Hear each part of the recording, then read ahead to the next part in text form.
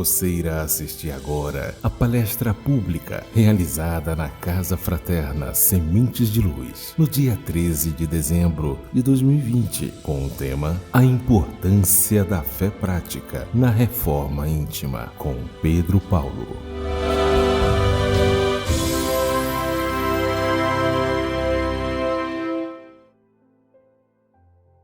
Então vamos fazer a nossa prece?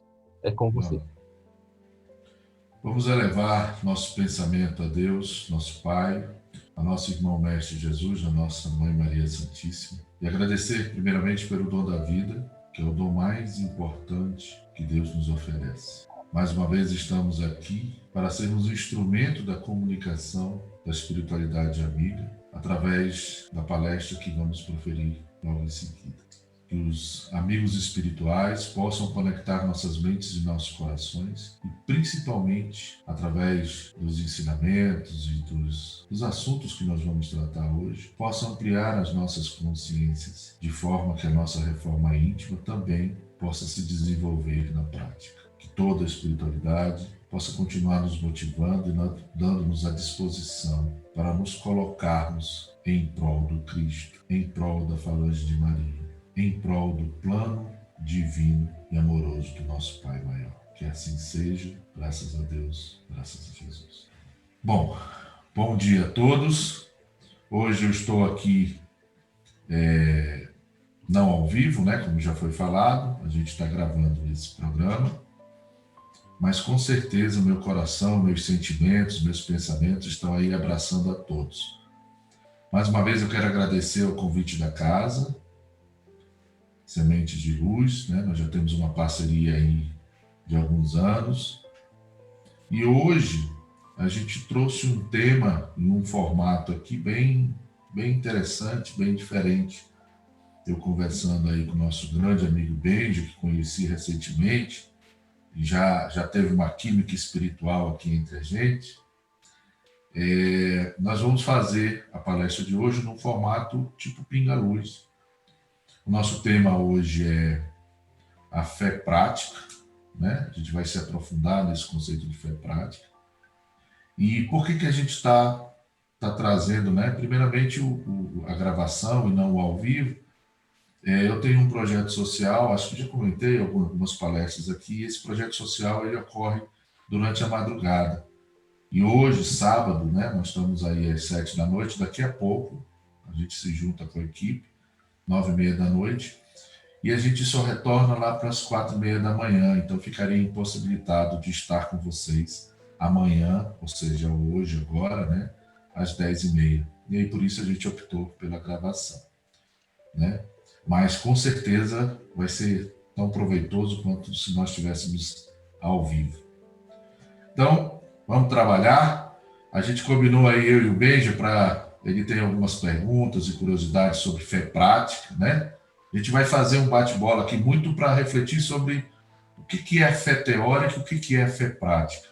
E como elas se complementam ou limitam uma a outra, né? Porque se a gente fica somente na fé teórica, a gente limita a fé prática. E a gente precisa desenvolvê-la. Então hoje a gente vai refletir justamente sobre isso. Nosso amigo Benji aí vai começar aí com as nossas perguntas. Então, bom dia a todos da Casa Fraterna Sementes de Luz. É um dia muito especial, nós estamos iniciando pela primeira vez, né, as palestras de domingo, às 10h30 da manhã. E quem está inaugurando é o nosso irmão Pedro Paulo, um coração grande aqui, que nos fez esse favor de poder gravar para a gente. E nós ficamos muito felizes, Pedro. Muito obrigado. E como a gente tinha conversado antes, fizemos algumas perguntas, tá? Essas perguntas, não sei se está da forma que dentro do contexto, mas vamos tentar enquadrar e que você possa responder para a gente nessa característica do pinga-luz, né? E lá vamos para a nossa primeira pergunta do nosso tema de hoje. A pergunta é: o que são a fé prática e a fé teórica? Então, essa é a primeira pergunta. E como viver a fé raciocinada nos dias de hoje, Pedro? Você poderia explicar para a gente? Vamos lá. A fé teórica é o conceito primordial da aquisição de um conhecimento, seja ele qual for, que a gente faz a partir da compreensão cognitiva, né? Ou seja, através do pensamento, através da reflexão, do raciocínio lógico, a gente vai adquirindo qualquer tipo de conhecimento através desse processo teórico, cognitivo, né? Então, quando a gente começa a entender sobre o conceito de fé, prioritariamente a gente faz isso através do nosso pensamento, da captação do pensamento. A partir do momento em que a gente vai alargando os nossos conhecimentos sobre a questão da fé, é óbvio que a nossa consciência e o nosso arcabouço teórico ele vai se tornando maior. Porém, como todo conhecimento, a gente tem primeiro a aquisição teórica e depois a gente desenvolve a prática, né? Por mais que não seja um conhecimento formal, acadêmico, aprendido, às vezes um conhecimento no senso comum, no dia a dia, mas ele primeiro se dá a nível de pensamento e depois a gente vai para a prática. Então, a fé teórica é a aquisição dos conhecimentos de como eu vou estabelecer um pilar da minha inteligência espiritual, que é a fé, né? E aí nós estamos falando do ponto de vista da fé religiosa, né? Da fé espiritualista, da fé que nos liga ao sagrado, né? A um poder superior, a um ente superior, que vai desenvolver um sustentáculo, né? Para as outras dimensões da nossa vida.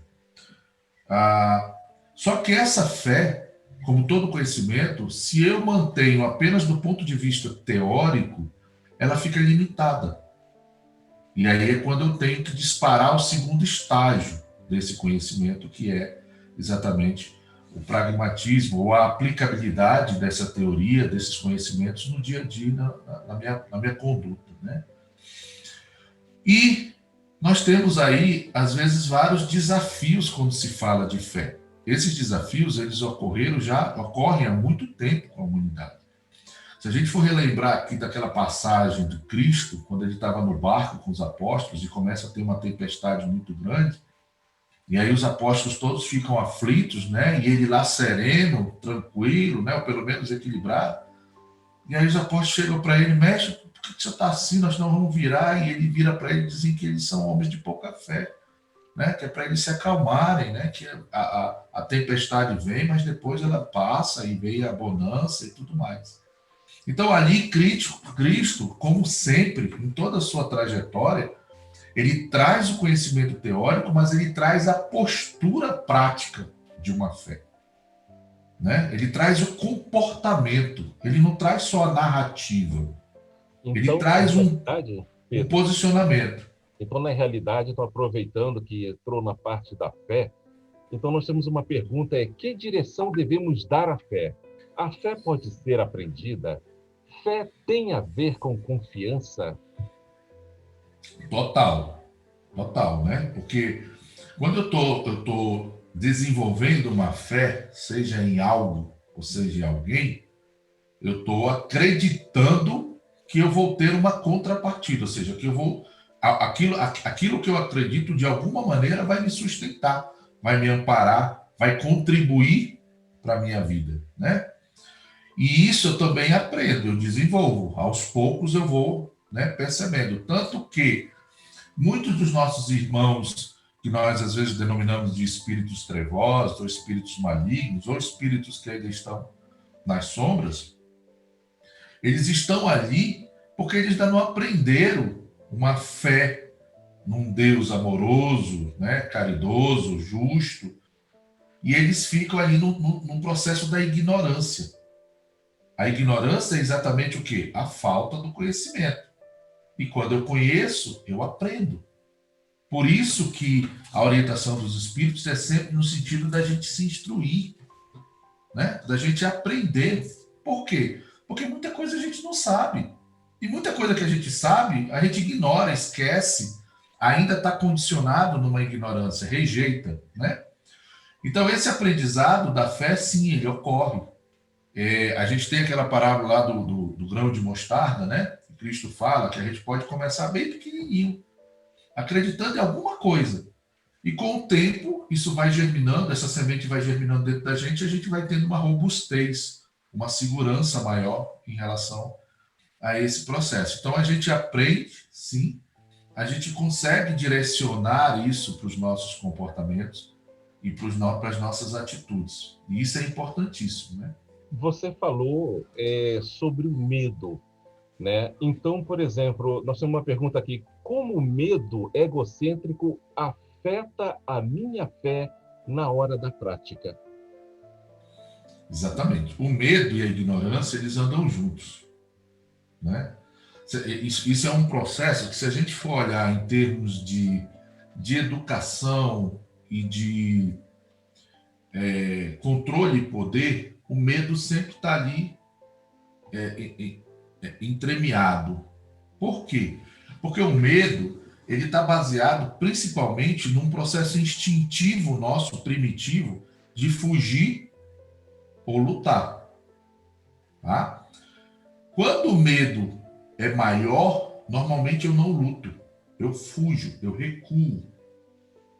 Né? Por exemplo, se chega lá sei lá, um bicho que eu posso dominar, eu vou lá e vou contra ele. Agora eu fui na casa de uma amiga minha e tinha um cachorrinho daqueles pequenininhos assim, bem... E o cachorrinho veio com tudo para cima de mim. A boca do cachorro, se abrisse, dá metade da minha batata. Eu digo, ele não tem o que fazer comigo. Né? E eu fiquei lá só olhando para ele, tentando, né, acariciar, eu não tinha medo dele. Mas se viesse um cachorrão grandão, com uma boca grandona, eu ia fugir, eu não ia enfrentar. Correto. Né? Então o medo, ele faz com que a gente sempre se esquive. Seja de uma ameaça real, ou seja de algo que eu desconheço, que eu ainda não vivenciei. E aí eu fico inseguro, aí eu não vou. O medo egocêntrico que está nessa pergunta, esse termo, ele quer dizer o quê? O que é medo egocêntrico? É quando eu fico com medo de não conquistar algo que eu quero ou de perder algo que eu possuo. Então é assim, o cabra é liso, não tem dinheiro. Aí ele fica pensando assim, pô, um dia eu quero ter dinheiro, mas será que eu vou conseguir? Né? E ele fica com medo, ele fica pensando, pô, mas será que um dia, e se eu conseguir? Se eu não... Aí ele trabalha, estuda, aí ele consegue o dinheiro. Aí ele vira avarento. Aí ele fica com medo de perder o dinheiro que ele conseguiu. Ele vai sofrer de outro jeito. Ele vai dizer, e se eu perder meu dinheiro? E se eu ficar pobre? Então, primeiro era porque não tinha. Depois é porque tem medo de perder. Então, esse medo egocêntrico que gera ansiedade, que gera uma necessidade da gente estar controlando tudo e todos, ele dificilmente faz com que a gente desenvolva uma fé prática. Por quê? Porque eu sempre vou ficar dependendo do meu intelecto, dos meus recursos físicos. Eu vou ficar muito paupado somente do ponto de vista material.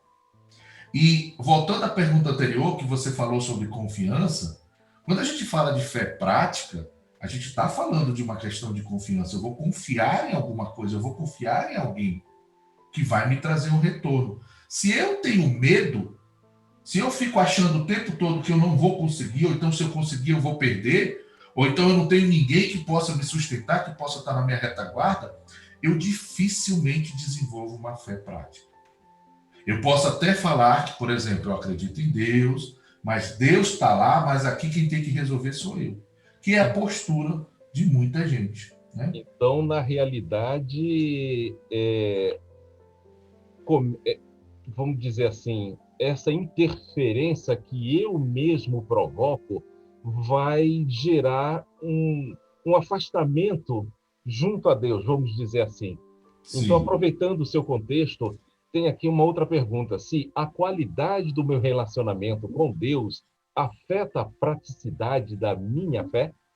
Perfeito. Eu adoro falar disso. Por quê? Porque essa pergunta, ela vai nos levar a uma autoanálise, ela vai levar a uma DR com Deus. Só que a DR é mais da minha parte, porque Deus é perfeito. Deus não precisa discutir a relação com nenhum de nós. Ele já fez o plano dele, as leis dele, o amor dele, está tudo certo, está tudo suave, né, e favorável, e a gente é que tem que se enquadrar nisso. O problema é a minha relação com Deus. E aí, existem 5 tipos de relações equivocadas com Deus, que afetam o meu relacionamento e afetam a minha fé prática. Vamos lá. Primeiro, é quando eu começo a ser indiferente a Deus. Eu acredito em Deus, mas eu começo a acreditar que o meu sucesso material, ou então o meu sucesso físico, né? Eu tenho saúde, eu tenho dinheiro no banco, né? Estou tranquilo aqui. E eu começo a ser indiferente com Deus. Tipo assim, Deus é um pano de fundo só lá atrás. De vez em quando eu vou no centro, de vez em quando eu vou na missa, de vez em quando eu vou no culto, tenho as imagens, faço meus rituais, mas o foco, o tesouro que Jesus fala, né? Onde está seu tesouro, está seu coração. O meu tesouro não está em Deus, o meu tesouro está nas minhas coisas materiais. E aí eu termino sendo indiferente. Segundo comportamento equivocado com Deus, quando eu me acho autossuficiente. E aí eu começo a ser semideus. Por quê? Eu começo a acreditar que o meu cérebro é que resolve todas as coisas. Que todas as ideias, todos os insights, tudo que eu processo na minha mente é meu. Não tem nada a ver com Deus. Não tem nada a ver com espiritualidade. Não tem nada a ver com intuição. É porque eu sou inteligente. É porque eu estudei. E aí eu começo a flutuar sobre as outras pessoas. E eu começo a me colocar como semideus.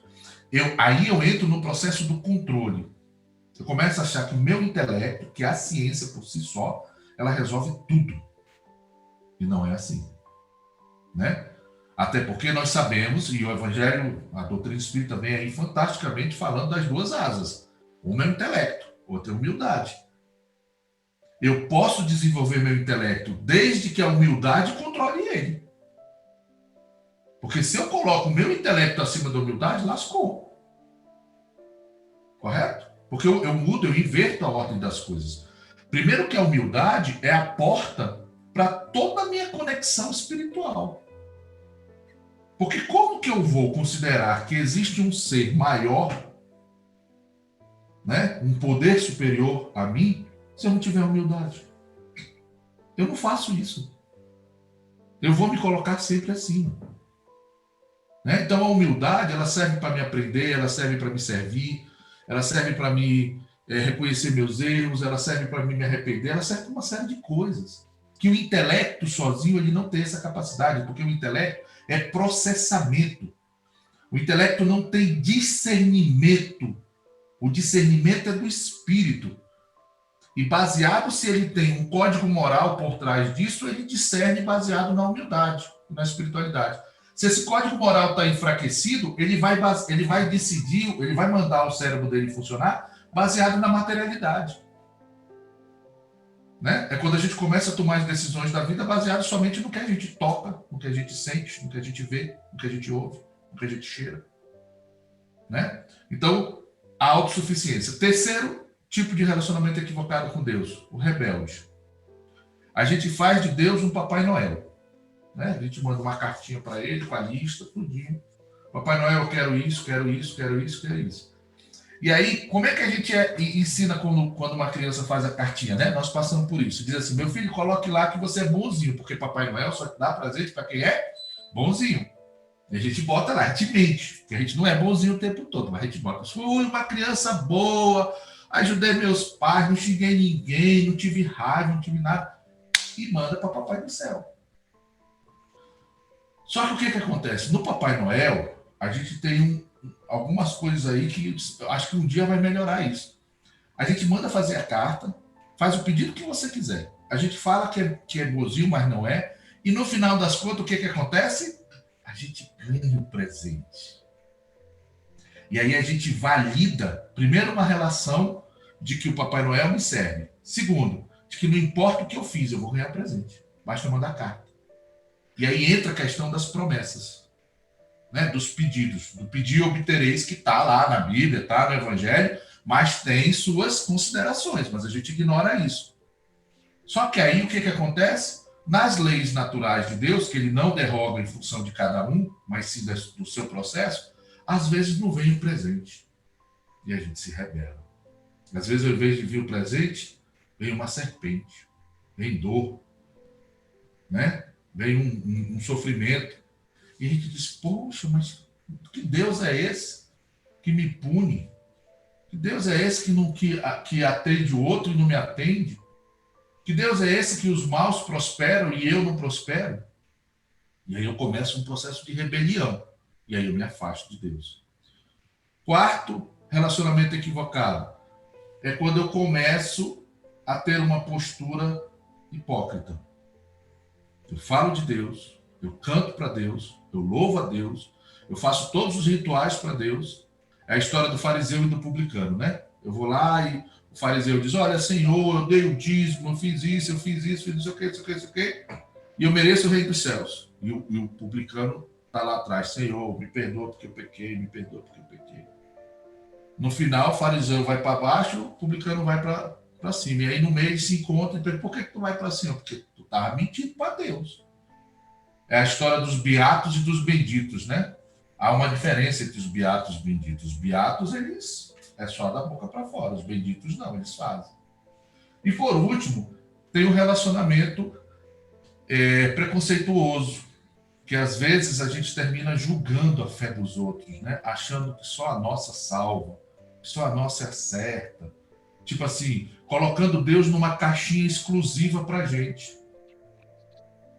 E isso nos afasta de Deus. Ainda esses dias, eu sou psicólogo, estava atendendo uma paciente, e ela morava em Brasília, foi para uma outra cidade, e ela começou a ter transtorno de pânico aqui e iniciou o tratamento psicológico e psiquiátrico com medicação. Chegou lá, a família dela era toda evangélica. E aí a família dela disse, não, nós vamos te batizar e tu não vai precisar tomar remédio, não para de tomar remédio. Beleza.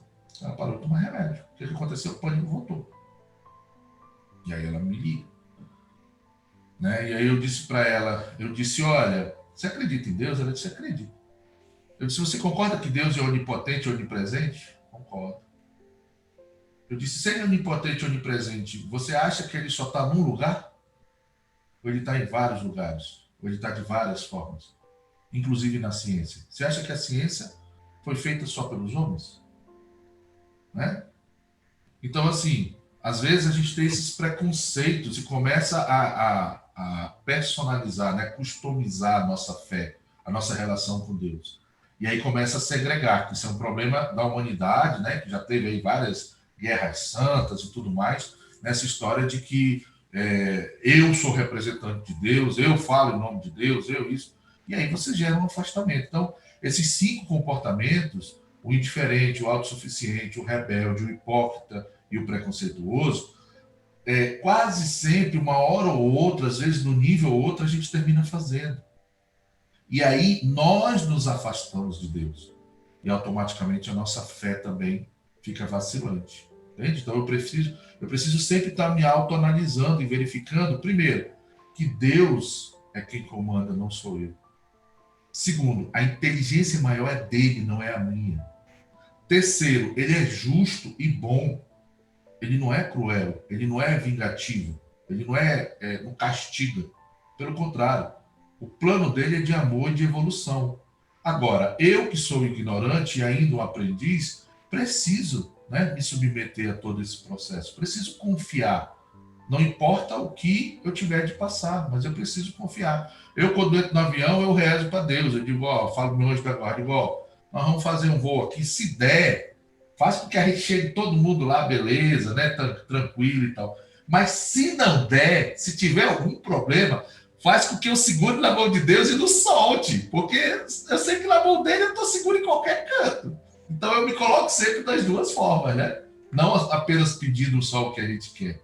Eu acho que é esse também o equívoco do pedir e obtereis, que dificulta o relacionamento com Deus. Corretíssimo, corretíssimo, mestre Pedro.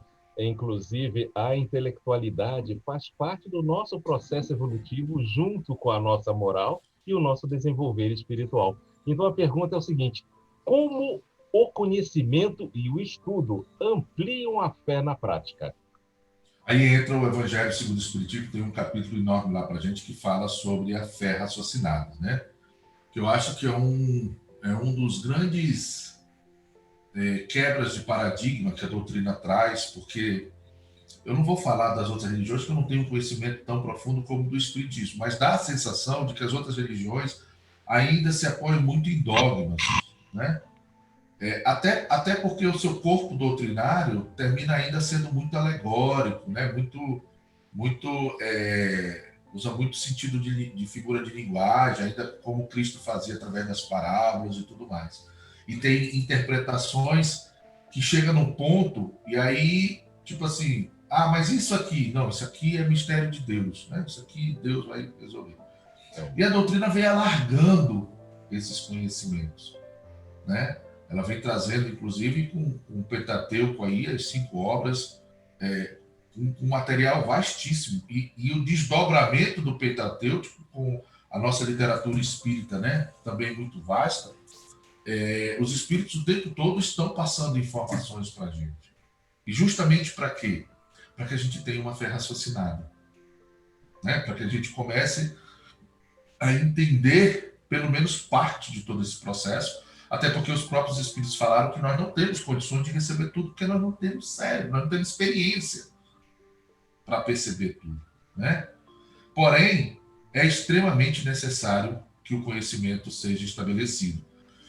Para que, e aí o Evangelho fala, para que a nossa fé seja inabalável sob quaisquer condição, né? Porque sem o conhecimento, aí fica realmente muito difícil. Eu tive um episódio ano passado, algumas pessoas eu comento nas palestras, minha irmã, em outubro do ano passado, desencarnou de câncer. E entre o diagnóstico dela e a morte foram 6 meses, só que o primeiro diagnóstico, o primeiro prognóstico dela era que ia ser tranquila. Ela começou identificando um câncer de estômago e que ia fazer a cirurgia, né, as quimio e tudo mais, e que ela tinha um prognóstico, a literatura dizia que ela tinha um prognóstico muito bom. Só que quando ela foi fazer a cirurgia do estômago, apareceu um câncer do cérebro. Caramba. E aí o prognóstico era de 6 meses a 1 ano, e durou 3 semanas, entre o diagnóstico do cérebro até o desencarne dela. E aí, por que eu estou falando isso? Porque foi um momento muito difícil, eu tinha uma ligação, uma ligação muito, muito próxima com ela, e sem a fé raciocinada, eu não conseguiria sustentar. Eu não conseguiria passar pelo que eu passei. Entendeu? Nem eu, nem minha família. Porque são situações que você... A vida dá um cavalo de pau, né? Ela gira assim contigo e diz, agora bora para outro canto. Então, é muito importante que a gente tenha o conhecimento, né?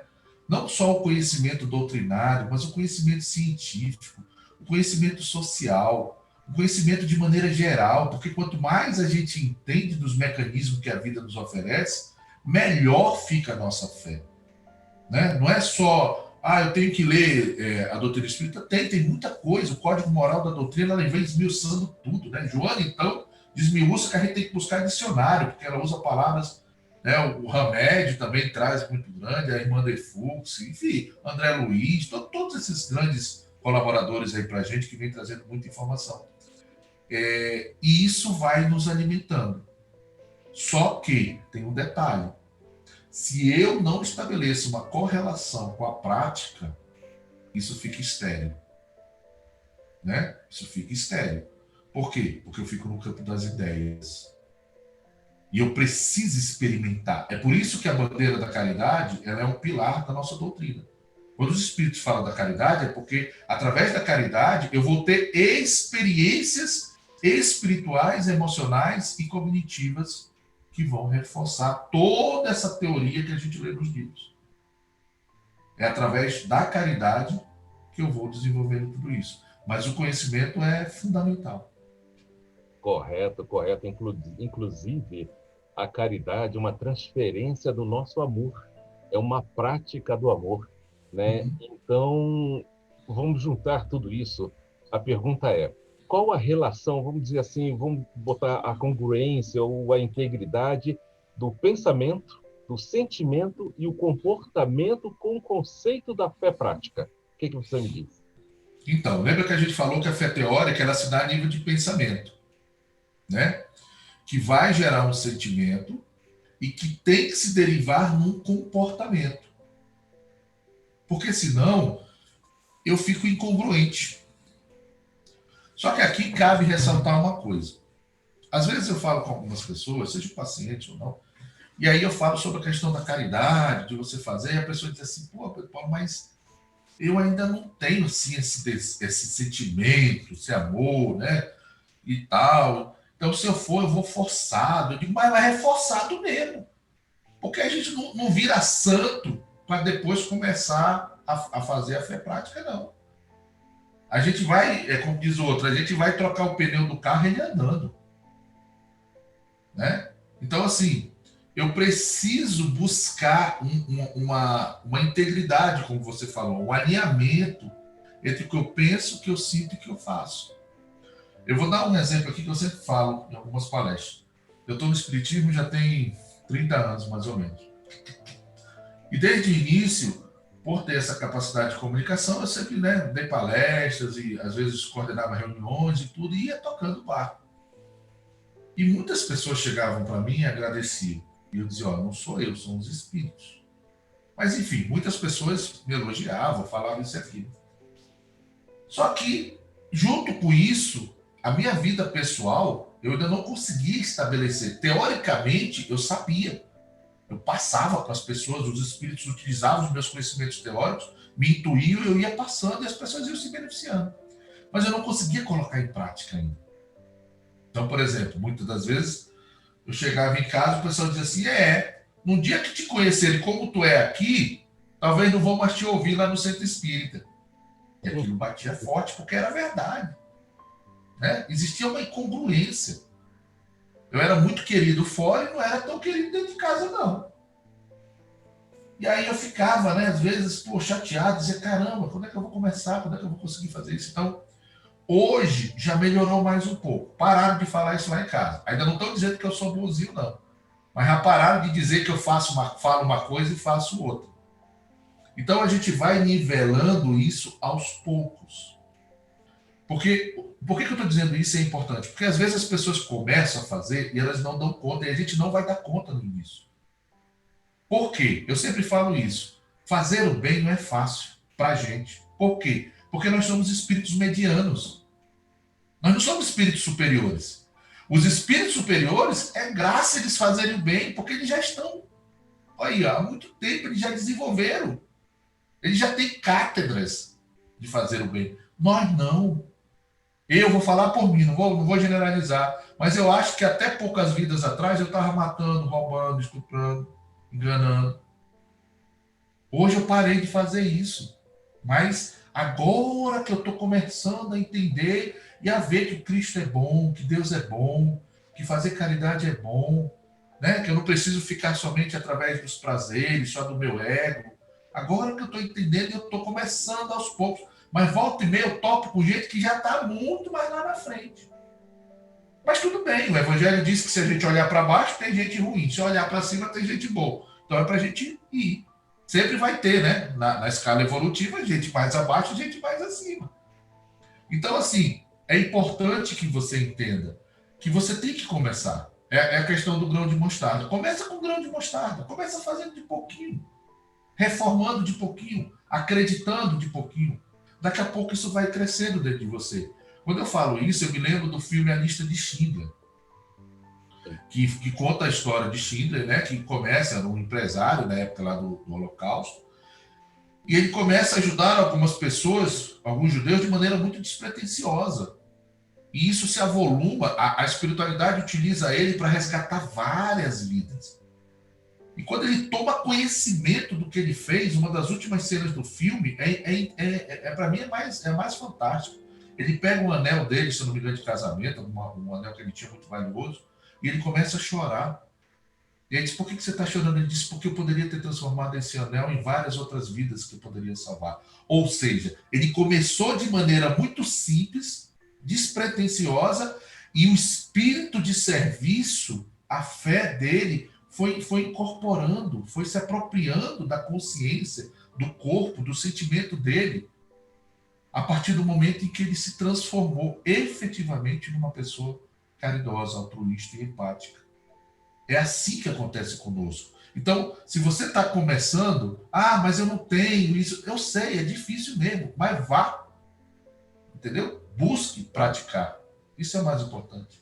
Exatamente, Pedro. Inclusive, nós temos que sempre entender que a espiritualidade amiga, quando você se põe a fazer o trabalho do bem, a espiritualidade está sempre lhe acompanhando, está sempre lhe blindando das situações que podem, de repente, vir a ocorrer, mas a assistência é muito grande. Aí nos traz a nossa próxima pergunta: se a entrega da minha vida e a mente aberta em relação à providência divina ajudam na prática da minha fé?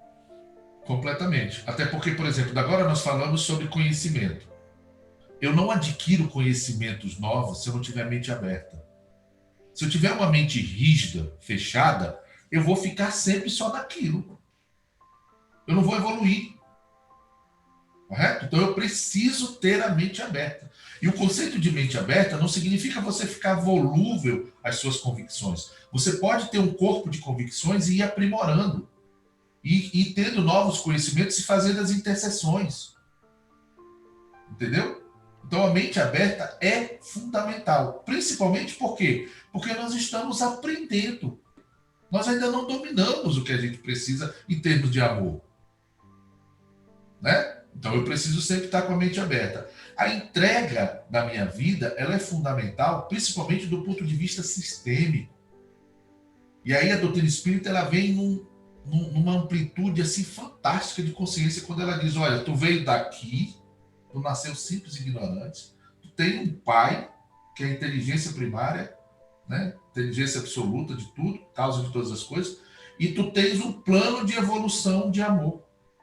E tu tem várias ferramentas, várias circunstâncias e pessoas que vão te ajudar nesse processo. Tu tem leis absolutamente incorruptíveis, divinas, que vão te proteger. Tu tens um fluxo de energia do universo que passa por nós o tempo todo. Que se tu recebe e doa, tu entra no fluxo. Tu não vai contra o fluxo. O problema é que as pessoas querem ir contra o fluxo. Elas querem pegar o máximo que elas puderem e juntar para si dizer: não, isso aqui é meu, deixa eu guardar. Não guarde, meu irmão. Libera. Recebe a luz e libera a luz. Manda para frente. Que aí você vai estar sempre, né, no fluxo. E essa entrega, principalmente, de maneira prática, é o quê? É uma construção de que não importa o que aconteça, Deus vai sempre estar cuidando da gente, cuidando do planeta. Isso faz com que a gente pare de se amedrontar, sabe? De conflitar, de querer controlar. O que eu tenho que fazer é o melhor que eu posso de mim. Mas eu também, às vezes, tenho que me auto-perdoar porque eu não consigo fazer ainda o que a minha teoria me diz. Eu preciso perdoar os outros porque cada um também está no nível evolutivo. Eu preciso compreender os conflitos e as dificuldades como as escolhas sistêmicas que eu fiz lá atrás, que estão tudo interligadas com a minha vida de hoje, que vai estar interligada com a minha vida da frente, porque eu sou um ser imortal. Então esse conceito de entrega, ele tem que estar baseado nessa ecologia divina, que é um plano de amor, né? Que a gente precisa. Eu preciso me entregar, eu preciso confiar. Eu tenho duas filhas, uma de 23 e 27. Quando minhas filhas começaram a sair, minha mulher é mais ansiosa que eu. Hoje, graças a Deus, já melhorou. E aí ficava muito preocupado. E aí eu também ficava preocupado. Aí um dia eu me percebi não dormindo. Minha filha saía de noite, eu não dormia. Eu disse: rapaz, que diabo é isso? Eu vi minha mãe a vida inteira não dormindo. Você acabando por causa disso, eu digo: não, isso está errado. Isso está errado. Até porque não sou eu que controlo minhas filhas. Minhas filhas, antes de nascerem, tinha um cabra chamado Anjo da Guarda que estava do lado dela. Quando ela foi para o útero da minha mulher, o Anjo da Guarda estava lá. Quando ela saiu, o Anjo da Guarda está aqui. Quando ela morreu, o Anjo da Guarda vai. O Anjo da Guarda fica o tempo todo. Caba bom é o Anjo da Guarda, eu vou te contar. Um dia eu vou ser o Anjo da Guarda. E aí eu comecei a ficar preocupado com isso e tal, não sei o que. Aí uma noite eu acordei e eu tenho uma relação muito consciente com o meu anjo guardião, sabe? Ele não conversa comigo o tempo todo, não, porque ele não perde tempo com besteira. Ele só chega na hora certa, no momento certo, e fala o que tem que falar e vai embora. E aí nesse dia ele chegou, eu não sou médico de ver nem nada não, eu venho na minha cabeça. Aí ele chegou e mentalmente ele disse: o que você está fazendo acordar? Eu disse: eu estou preocupado. Ele disse, mas preocupado por quê? Eu digo, da minha filha de ter acidente, estupro, de não sei o quê. Aí comecei a catastrofizar tudo, né? Ele virou para mim e disse assim, você já não conhece as leis? Eu disse, conheço, mas eu estou preocupado. Ele disse, mas você não sabe como é que funcionam as leis de Deus? Você não sabe como é que Deus, né, se desenvolve? Você acha que a sua preocupação vai mudar o roteiro, né, das provações e das expiações da sua filha? Ou é o comportamento da sua filha diante da vida que pode determinar ou flexibilizar isso? E aí ele começou, né? Porque quando ele vem, ele vai... E aí no final eu fiquei pianinho e disse, tá bom, eu vou dormir. E dormi. E entreguei. Isso tem... Minha filha mais velha tem 27 anos, isso já tem uns 10 anos atrás, mais ou menos. E eu comecei a entregar. Sabe? Eu comecei a entregar e confiar e dizer assim... E aí tem um detalhe. Eu comecei a confiar e entregar, e aí quando eu acordava no outro dia, ela estava lá em casa, e aí eu agradeci. Eu disse, obrigado, Senhor. Porque tu cuidou dela. Não fui eu. Foi tu, as guardião, tuas leis. Entendeu? Porque também, às vezes, a gente faz um esforço para entregar, mas a gente esquece de agradecer. E é importante. Correto. Né? Porque se tem tudo isso, eu tenho que agradecer, Todas as vezes que acontece algum problema e tudo mais, por exemplo, essa minha filha, também há uns 8 anos atrás, ela estava chegando em casa, a gente mora ali na 416 Sul, e o cara chegou com uma árvore de brinquedo e mandou ela sair e levar o carro. Ela saiu do carro e tal, ficou agoniada. E aí eu estava aqui no consultório, minha mulher me ligou. Falei, Paulo, vem para cá. Disse que foi. Acabou de acontecer isso assim. Eu perguntei, como é que ela tá? Ela disse, não, ela tá bem. Eu digo, beleza. Eu desliguei, fiz uma prece e agradeci. E fiquei extremamente feliz. Exatamente. Isso é fé prática, entendeu, Benji? Exatamente. A gente precisa se posicionar diante dessa providência. Eu preciso me comportar diante dessa providência de maneira prática, do início ao fim. Isso vai nos trazendo. Se tu perguntar para mim, Pedro Paulo, tu não tem medo, às vezes tu não tem insegurança? Tenho. Várias situações do dia a dia vão, né? Às vezes eu fico apreensivo com uma coisa ou com outra, mas aí eu me lembro de tudo isso que nós estamos falando aqui. E aí eu sossego. Sabe? Faço uma oração, vou ouvir uma música, eu tiro foco disso, né? Porque a gente tem uma pressão muito grande, a gente está vivendo um momento de transformação. E isso impacta todos nós. Nós não somos robô, não somos pedra. Mas é um exercício constante, sabe? Entre você ir para um polo de descrença, de desesperança, de desespero, e para um polo de crença, de gratidão, de segurança, de disposição para continuar crescendo, sendo instrumento. É esse processo. Então, Pedro, como você colocou, na realidade, nós sabermos trabalhar com essas duas relações. Nós temos a nossa relação com a divindade, mas ainda somos muito arraizados na materialidade. Então, para a gente conseguir desenvolver a fé, nós temos essa pergunta. A relação entre o meu conceito de vida futura versus o conceito da vida material determina a qualidade e a intensidade da prática da fé, ou seja, da minha fé? Ela tem uma relação inversamente proporcional. Ou seja, de maneira simples, quanto mais materialista eu for, menos espiritualista eu vou ser. E vice-versa. Quanto mais espiritualizado eu for, menos materializado eu vou ser. Só que, como você falou bem, a gente precisa equilibrar isso. Né? Porque nós estamos na matéria, nós vivemos sobre várias situações, várias pressões, várias possibilidades.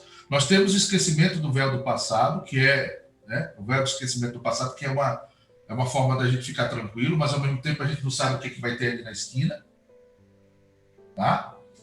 Mas eu tenho que ter essa continuidade da vida futura que Jesus traz para a gente. Nós não somos daqui, nós estamos aqui. Então, por exemplo, às vezes eu sofro porque eu sou pobre e eu queria ser rico. Quantas vezes tu já foi rico? Quantas vidas tu já teve rico? Eu sonho porque eu queria ser médico e eu sou gari. Quantas vezes tu já foi médico? Eu sonho porque eu queria conhecer a Europa, porque não sei o quê. Quantas vezes tu já viveu em vários lugares do mundo inteiro? Isso é uma concepção mais ampla, entende? E aí eu trago a vida material. Isso não quer dizer, então eu vou me contentar ser pobre, vou contentar ser carente. Não, não tem nada disso. Mas é uma forma de você entender que, às vezes, a experiência que você está tendo, ela é muito necessária. Que as dificuldades que a gente enfrenta são bênçãos para a gente desenvolver as competências espirituais que a gente tanto almeja, que a gente olha nos espíritos superiores. Como é que eu vou ter paciência se eu não tenho alguém para me encher o saco? Como é que eu vou ter tolerância se eu não tiver alguém para eu tolerar? Como é que eu vou ter a capacidade de perdoar se eu não tiver alguém para me ofender? Como é que eu vou ser altruísta e caridoso se eu não tiver alguém para eu servir? Que precise. Né? Então, assim, é preciso que eu compreenda essa vida futura. Que eu compreenda que nós estamos, sim, aqui de passagem. Que a morte não é o final. Que as pessoas que desencarnam simplesmente estão mais ali na frente. Daqui a pouco, provavelmente, a gente vai se encontrar. Ou elas voltando para o nosso seio familiar, ou a gente encontrando elas no plano espiritual. Que os laços, eles não se quebram. Os laços, eles são eternos. Principalmente quando há sentimentos verdadeiros. Que sim, há o sofrimento diante da morte, da separação física, mas muito mais por uma questão cultural, tanto que existem povos que não sofrem como a gente sofre quando alguém morre. Né? É uma outra concepção.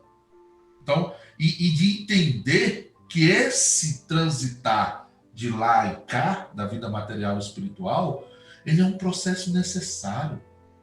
Ele é um refazimento, ele é um ponto de refazimento para todos nós, ele é pedagógico. Imagina se um tirano, um espírito extremamente cruel, nunca pudesse morrer, nunca pudesse refazer, né? Ter outra oportunidade. Como é que ele iria fazer? Então, assim, eu acho que Jesus, para mim, está na vida futura, mas também está na vida presente. Com sabe? certeza. E eu tento todos os dias ter esse pensamento. E outra coisa, esse processo evolutivo que a gente vive, ele necessita da minha prática. Ele necessita de eu meter a mão na massa, sabe? Tanto coletivamente como individualmente, para que eu também me amplie, né? Para que eu também me desenvolva, para que eu me sinta parte dessa legião de ceareiros das luzes que Jesus capitaneia e que Deus oferece isso para a gente. Então, todas as vezes que eu tenho a oportunidade de fazer qualquer trabalho espiritual, é como se eu fizesse parte de um time muito forte, sabe? De um time muito, muito consciente e que o resultado sempre é positivo. Sempre. Exatamente, Pedro. É muito interessante essa correlação que você colocou, que todas as nossas ações são provenientes de atitudes nossas no passado, né?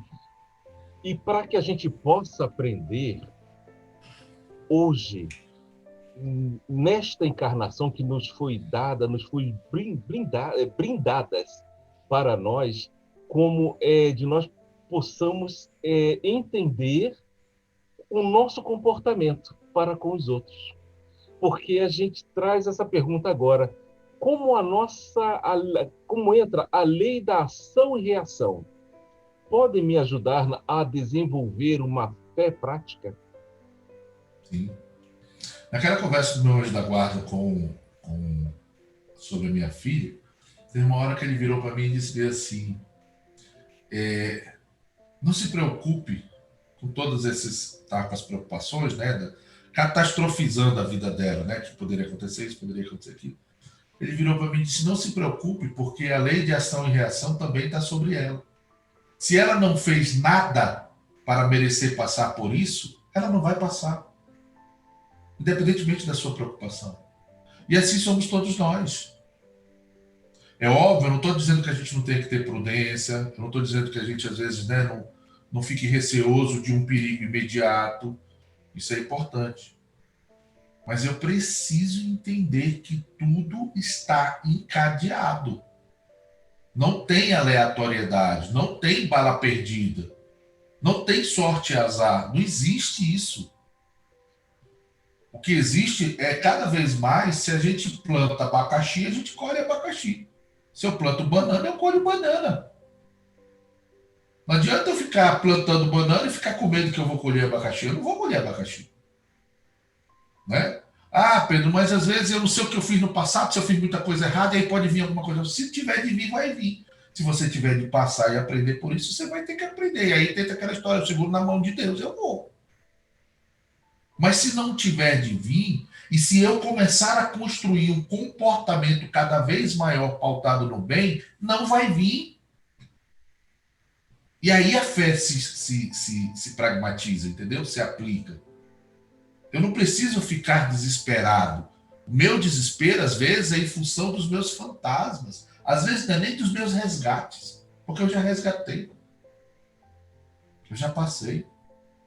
Né? Então, essa questão de causa e efeito, ela tem uma ligação total com a fé prática. Até porque, sem esse processo e sem a reencarnação, aí não tem fé prática que se sustente. Porque eu vou ficar de acordo com a aleatoriedade, com a sorte ou com o azar, como diz o capítulo 5 do Evangelho, que fala sobre a causa das aflições, sobre a incúria. Não tem. Entende? Então, eu preciso ter... É aí que entra essa visão sistêmica de tudo que a doutrina nos traz. Né? E a lei de causa e efeito ela é fundamental para isso. Da mesma forma como eu posso ficar vacilante na minha fé, na minha crença, porque pode acontecer alguma coisa, né? Porque tem o capeta, o demônio, sei lá o quê, eu posso também me posicionar diferente, de dizer assim, então a lei de causa e efeito, ela diz o seguinte, se eu plantar uma coisa, eu colho aquilo. Então eu começo a plantar bem agora. Eu começo a fazer o melhor que eu posso agora. Porque isso vai me gerar uma condição favorável lá na frente. Exatamente.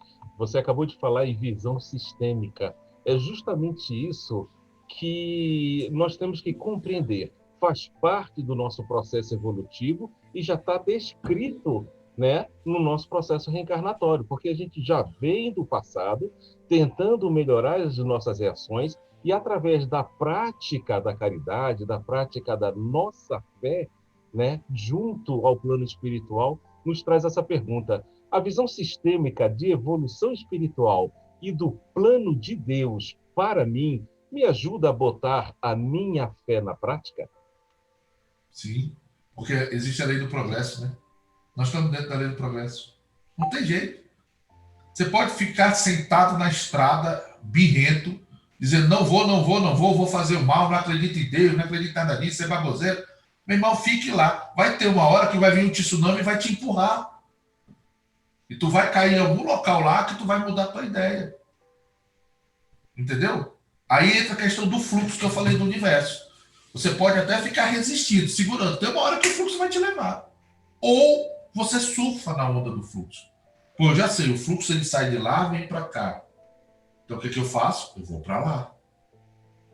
Que aí é exatamente esse processo da evolução. Se eu sei que o universo conspira para o bem e para o aprimoramento contínuo, para a evolução, em todas as dimensões, material, mental, emocional, perispiritual, energética, então eu me posiciono disso.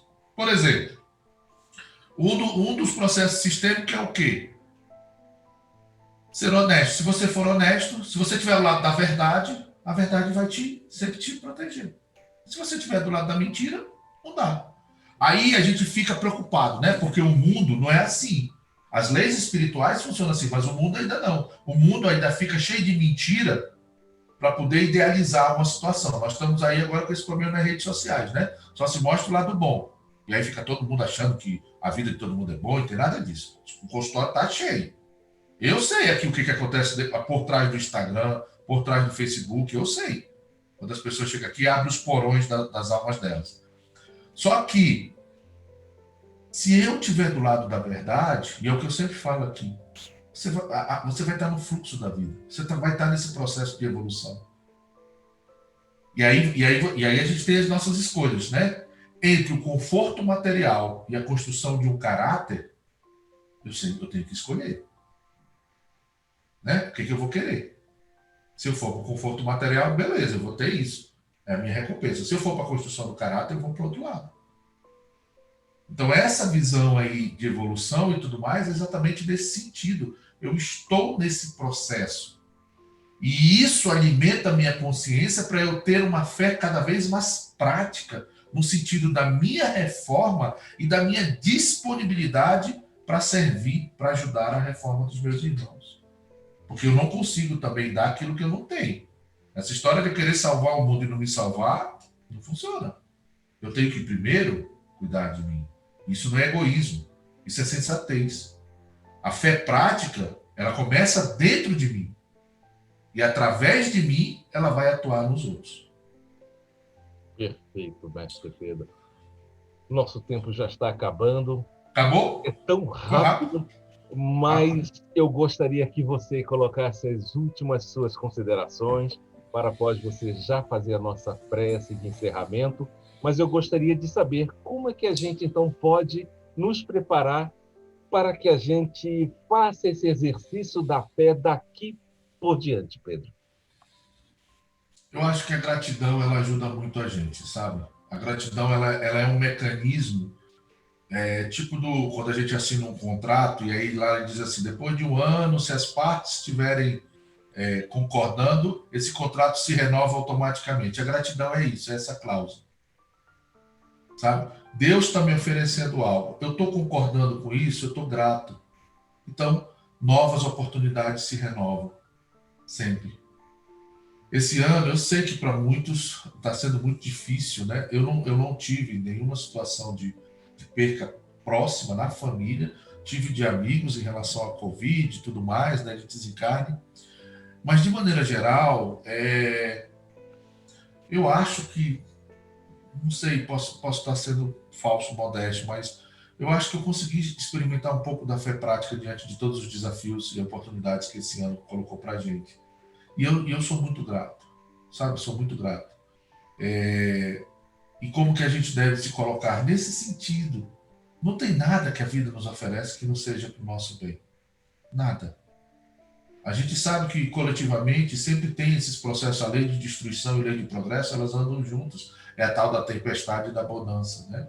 Nós estamos passando por um momento de tempestade que é necessário para dissipar uma série de paradigmas equivocados e nocivos que a gente vem mantendo coletivamente. E sempre tem oportunidades. Sempre. Sempre. Né? Eu acho que essa é a visão que a gente sempre tem que ter. Esse ano foi um ano de oportunidades, independentemente da dor que cada um sentiu, olhe lá nos detalhes, tem oportunidades. Foram movimentados, né, alguns fatores da sua vida. E que Deus é bom. Eu sempre falo isso, eu gosto dessa frase, é curta, para mim ela é fundamental. Deus é bom. Deus é bom. Né? Deus cuida da gente. Deus está no controle de tudo, não tem nada errado. Né? Nós aqui caminhamos, nossa evolução ela é lenta mesmo, entre tentativas de erros e acertos. Mas Deus é bom e está cuidando da gente. Acho que é isso. Perfeito. Então, nós vamos agradecer aqui a participação do nosso irmão Pedro Paulo, inaugurando as transmissões de domingo às 10h30 da manhã, aqui na nossa Casa Fraterna Sementes de Luz. Pedimos para você encerrar com a sua prece, por favor. Ok. Então, assim como nós iniciamos, né, nos conectando com Deus, nosso grande Pai de amor e luz e bondade, nós te agradecemos, Deus, por mais essa oportunidade em que todos nós, inclusive eu, podemos refletir sobre todos os assuntos, todos os temas que foram colocados e que essa luz que tu emites sempre, sempre, através de várias portas, de várias pessoas, a gente possa sempre estar conectado a essa energia, a essa oportunidade que é a vida, que é a reencarnação. Que essa luz possa se conectar à mente e corações de cada um que está nos assistindo. E que cada um seja multiplicador dessa luz nos seus lares, junto a seus familiares, amigos. E que dessa forma a gente faça uma corrente muito forte, para que se amplie para todos que estão sentindo muita dor, muita angústia, muito desespero, muita solidão. Que possa acalentar o coração dos nossos irmãos e dos nossos também. A ti, Jesus, a ti, Mãe Santíssima, muito obrigado pela governança do nosso planeta. E aos incansáveis anjos guardiões e os tarefeiros do Cristo, da Mãe Santíssima, muito obrigado. Muito obrigado por essa doutrina que foi nos ofertada e que nos consola sempre. Que eu possa ser digno de continuar praticando a minha fé em tudo isso, em todo esse plano de amor e de bênção para todos nós. Que assim seja, graças a Deus.